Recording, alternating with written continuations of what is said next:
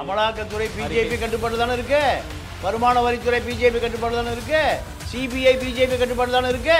5 கோடி ரூபாய் வழக்குனாலே சிபிஐ வந்துடும். கர்நாடகாவில் இருக்கு, ஆந்திராவில் இருக்கு, தெலுங்கானாவில் இருக்கு, தமிழ்நாடு எங்கே திரும்பினாலும் ஜி ஸ்கொயர் ப்ரொமோட்டர்ஸ் பல ஆயிரம் கோடி பல லட்சம் கோடி கொள்ளை. அங்கெல்லாம் ஏன் போல BJP? DMK files 1, files 2, file 3, file 4. Mister Annamalai என்ன ஆச்சு? நீ கூட எங்கே கொடுத்துருக்கணும்? கோர்ட்டில் கொடுத்துருக்கணும். ஊழல் பண்ணாத ஆளுநர் ஆள் தானே. காலிப்பட்டியை கொடுத்துட்டு யாரை ஏமாத்துற? பிஜேபி படிக்காத படிப்பா. மோடி எந்த காலேஜில் போய் படித்தார்? டீ வச்சுட்டு இருந்தார். அவர் இந்தியாவை ஆளுகிறார், புடிட்டு கை கொடுக்குறார், ட்ரம்ப்கிட்ட கை கொடுக்குறாரு. அதனால் இதெல்லாம் ஏமாத்துறது. கள்ளப்பணத்தை பதுக்கி வச்சுட்டால் லண்டனில். இதுதான் அரசு.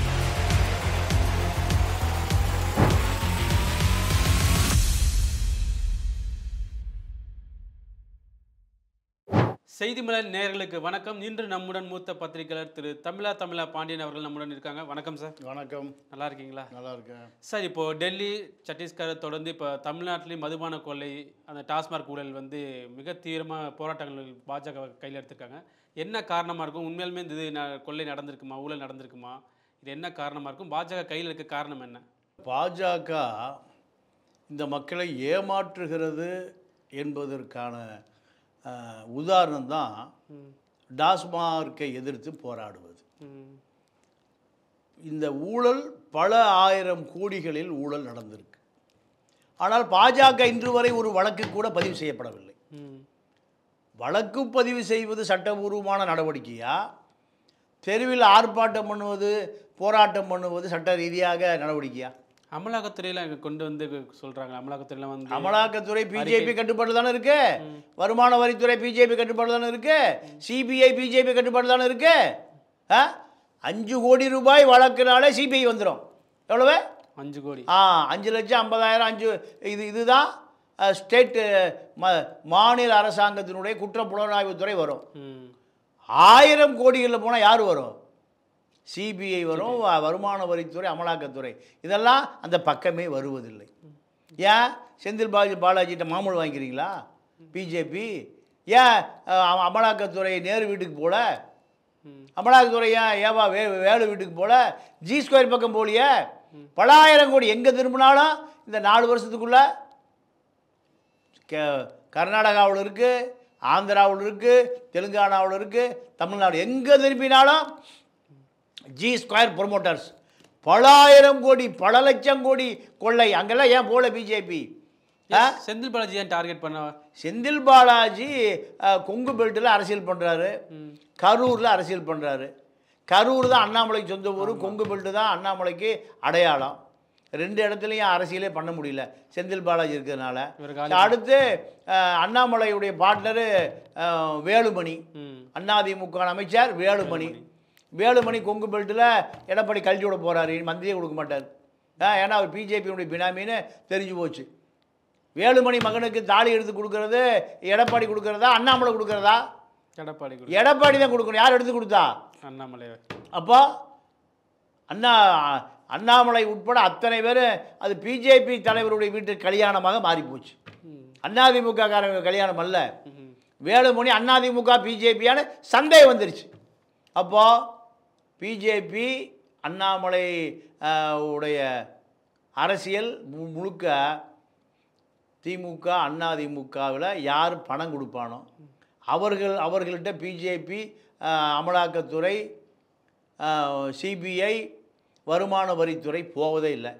எவன் கட்டுப்பட மறுக்கிறானோ அவனிடம் சிபிஐ போயிடும், அமலாக்கத்துறை போயிடும், ஃபொரா போயிடும், அந்நிய செலாவணி மோசடி போயிடும். இங்கெல்லாம் ஊழலே நடக்கலையா? மக்களை ஏமாற்றுகிறான்னு சங்கி கூட்டம்.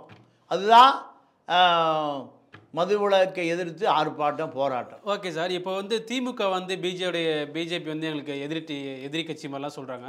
ஆனால் விஜய் அவர்கள் வந்து 2 பேரும் சண்டை போடுற மாதிரி சண்டை போடுவாங்களாம் சொன்னார்ல. இதில் பார்க்கும்போது அது உண்மை மாதிரி தான் தெரியுதா? இல்லை, விஜயே ஆதவ அர்ஜுனா காசில் தானே மாநாடு நடத்துறாரு. அவருக்கு சொல்கிறதுக்கு அது தகுதி இல்லையே.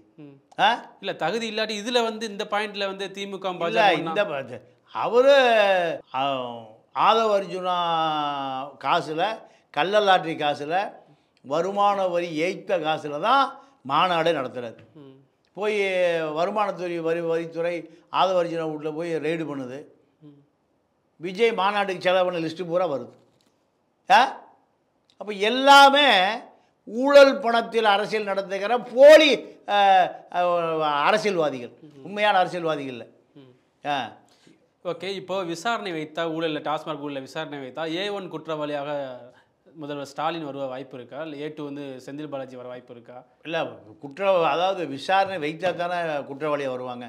விசாரணை வைப்பதற்கு முன்பே இப்போ பெட்டிகள் கை மாறியது. யாருக்கு? பாஜகவுக்கு. ஆமாம், திடீர்னு திமுக டெல்லி பயணம் மேற்கொள்ள அமைச்சர்கள் டெல்லி போயிட்டு வராங்களே, அது என்ன காரணம்? என்ன காரணம்னா அங்கே போய் கட்டிங் கொடுத்துட்டு வராங்க. சோதனை பிஜேபி அமைச்சர்களுக்கு, மத்திய அமைச்சர்களுக்கு ஆளுங்கட்சியும் கொடுக்குறான், எதிர்கட்சியும் கொடுக்குறான். எங்கள் வீட்டு பக்கம் யாரும் வந்துடக்கூடாது. அமலாக்கத்துறையோ வருமான வரித்துறையோ எங்கள் வீட்டு பக்கம் வந்துடக்கூடாது. நாங்கள் உணர்ந்து கப்பத்தை எங்கே கட்டிட்டு போயிடுறோம். டெல்லியில் கட்டி விட்டு போகிறோம். நேரு வீட்டுக்கு இன்றைக்கி வரைக்கும் வருமான வரித்துறையும் போல் அமலாக்கத்துறையும் போகிறதே இல்லை அந்த பக்கம். திருச்சி ரூட்டையே மறந்துடுச்சு. சரி, துரைமுருகன் வீட்டுக்காக போதா, அங்கேயும் போகிறதில்ல. ஏவா வேலு வீட்டுக்கு கட்டின பாலம் 10 நாளில் ஆற்றுல அடிச்சுட்டு போயிடுச்சு. 20 கோடி ரூபா காணாமல் போச்சு. 10 கோடி கூட அங்கே கொடுத்துட்டாரு. இப்போ கப்பம் கட்டுறாங்க சொல்கிறீங்களே, கப்பம் கட்டுறாங்க டெல்லியில் சொல்கிறீங்க. ஆனால் ஏன் பாஜக வந்து தமிழ்நாட்டிலேருந்து இவ்வளோ போராட்டங்கள் பண்ணணும், டாஸ்மார்க் மூடணும் அப்படிலாம் போராட்டங்கள் கையில் எடுக்கணும்? ஏன் திமுக வந்து பாஜகங்களை போய் மண்டபத்தை போட்டு அடைக்கணும்? இது மாதிரிலாம் ஏன் இந்த நாடகம் ஆடுறாங்க? இல்லை, வீட்டை படுத்து தூங்க முடியாதுல்ல, அரசியல் பண்ணி ஆகணும்ல, இந்த மக்களை ஏமாற்றி ஆகணும்ல, மக்களை ஏமாற்றி ஆகணும். நாங்களும் அரசியல் பண்ணுறோம்யா. திமுக ஃபைல்ஸ் 1, ஃபைல்ஸ் 2, ஃபைல் 3, ஃபைல் 4 என்ன ஆச்சு? மிஸ்டர் அண்ணாமலை என்ன ஆச்சு? நீ கொண்டு எங்கே கொடுத்துருக்கணும்? கோர்ட்டில் கொடுத்துருக்கணும். ஊழல் பண்ணாத ஆளுநர் ஆளு தானே. காலி பெட்டியை கொடுத்துட்டு யாரை ஏமாத்துற? கொடுத்தா உனக்கு கட்டிங் அதிகமாகும், அவ்வளோதானே. அண்ணாமலைக்கு பெட்டி அதிகமாகும். நீ கொடுக்க வேண்டிய இடம் கோர்ட்டுக்கு போகிறதே இல்லை. இதெல்லாம் மலிவான அரசியல், சங்கி கூட்டம் அரசியல். அண்ணாமலை, வானதி சீனிவாசன் இவர்கள் மீதே விசாரணை வைக்கணும். சிபிஐ விசாரணை இவர்கள் மீதே வைக்கணும். பலாயிரம் கோடி வானதியும் அண்ணாமலையும் பலாயிரம் கோடி வைத்திருக்கிறார்கள். இதெல்லாம் ஏது?